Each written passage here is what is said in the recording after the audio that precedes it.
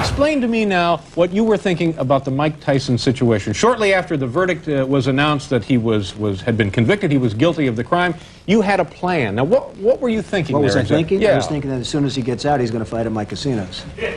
Yeah, but you can't buy your way through. Of course, I'm only kidding when I say that, folks. He obviously was not kidding, though. Mike Tyson's fight with Leon Spinks took place at the Atlantic City Convention Hall under the banner, as you see at the top of the broadcast, Trump Plaza. Donald paid, per the LA Times in 1988, a record site fee of $11 million. The convention hall is attached to the plaza, or at least was. Mike Tyson was greeted at his door at 1 o'clock in the morning by a woman. He then... Well, we don't need to go through the case again. But it's ridiculous. The woman was dancing at 8 o'clock, and this guy's in jail for 6 years. I don't understand it. I think it's wrong. I think but due process of law prevailed. So that I think you he had came one of the worst defense lawyers I've ever seen. This was the worst defense.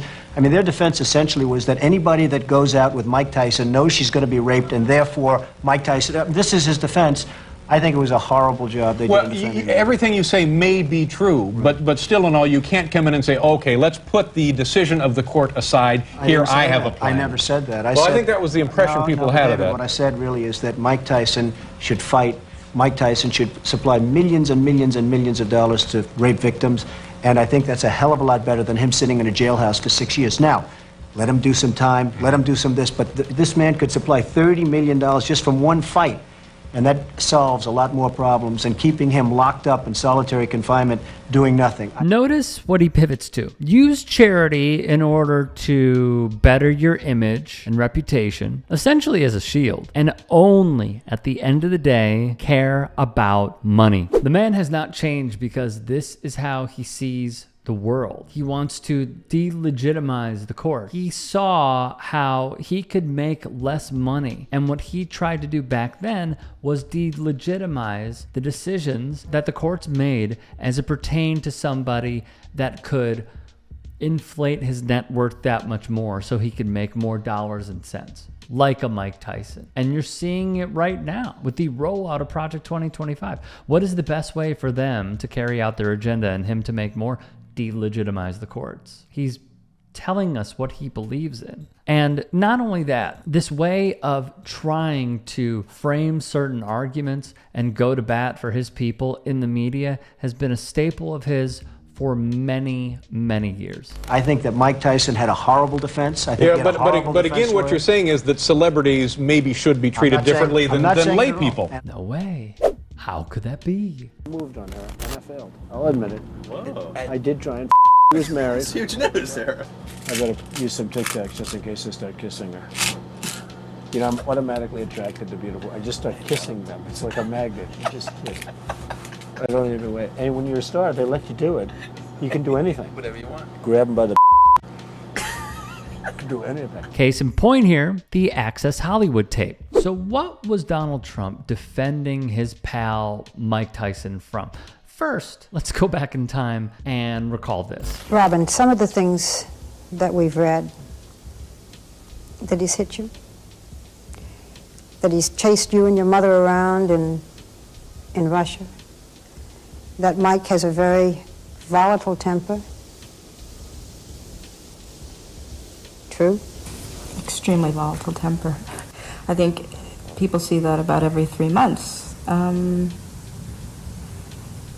He's got a side to him that's scary. Michael is intimidating, to say the least.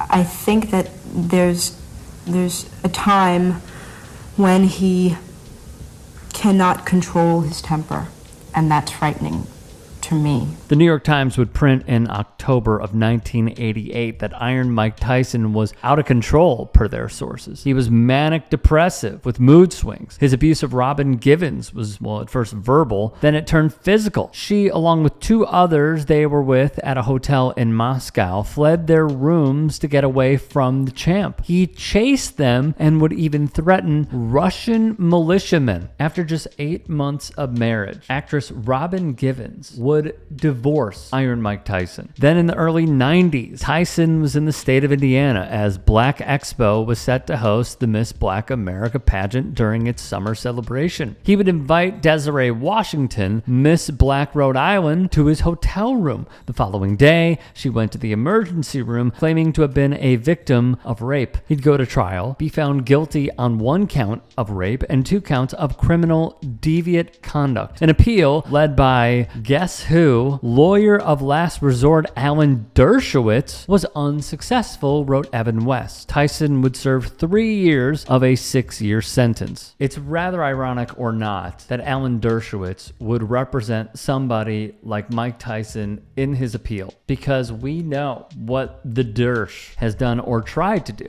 including when he was serving as counsel around that time for one Jeffrey Epstein. And he actually wrote an op-ed about consent and R word and the age limit of what would constitute R word. If you have no idea what I'm talking about, Google is there for you. So am I surprised that all of these people are just so interconnected? No, I am not surprised. But what I go back to, and I know I've talked about this a few times, Donald Trump has not changed over the years. All he follows is the money. That's it. As I alluded to previously, somebody that he was in business with, Mike Tyson, who was the biggest name in sports at the time. For example, when Donald Trump put on that fight between Michael Spinks and Mike Tyson, which was a test for Mike Tyson, there's no doubt about it. Many were saying he couldn't even be the heavyweight champ until he beat and dethroned Spinks. Trump just saw it as hurting his pocket. That's why he continued to go to bat for someone like Tyson. And he's even told Leslie Stahl and others that he will degrade you. He will go after you. He will minimize your efforts at every single turn, because what he wants to do is get the public on his side. He's done that once again, and he's going to continue doing it, because you can't teach an old dog new tricks. Hey, I appreciate you watching. Now, if you can, please do become a channel member by going to youtube.com/TYTsports and clicking the join button. If that's too much for you, you can just go to tyt.com/join to become a member. It helps all of us out here at the Young Turks and keeps our network afloat. In addition, you could follow me on my socials on Twitter, Instagram, and TikTok. Appreciate the love. Have a great day. Calling out elite people in comedy should be the rule of thumb. I think Donald Trump's hair is actually another creature. Yeah. The hair's like going, good night, Donald. Good night, Donald. There we go. Maybe it goes out. It goes out and makes money while he's asleep. Yeah. There is something about punching down that feels taboo, and punching up is the way to go. Crack's not really my thing, but if it was, it would be fine if I was on that side. Wow. Don Jr.'s on coke. We won with poorly educated. I love the poorly educated. I'm a very stable genius. It is very important, the work that the Jordan Kleppers are doing, the work that the Good Liars are doing, the work that our team here at the Turks are doing, and many more. Used to see these tackles, now they tackle. Oh, head-on-head collision. Bing, flag, footballs become soft. You have Trump doing sound effects for tackles. The choice could not be more clear. Like, let's not beat around the bush about it.